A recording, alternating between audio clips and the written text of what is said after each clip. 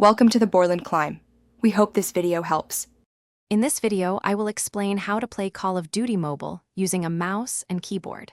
To begin, you'll need an emulator, as this is the only way to enable mouse and keyboard input on your computer. GameLoop is the official and highly recommended emulator for Call of Duty Mobile, ensuring the best compatibility and performance. Make sure to download and install it from its official website, and always check your computer meets the minimum system requirements before installation. Once GameLoop is installed, launch Call of Duty Mobile through the emulator. Navigate to the key mapping settings, usually found on the sidebar or in the settings menu. Here, you can customize every key bind for movement, shooting, and all your abilities.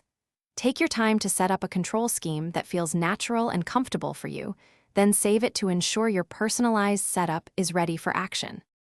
After configuring your key binds, it's crucial to fine-tune your in-game settings. Adjust your mouse sensitivity within Call of Duty Mobile to match your personal preference and ensure precise aiming.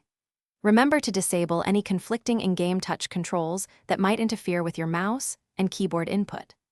Optimizing your graphics settings for smooth performance is also key, and consider using a wired mouse for minimal input lag during intense firefights.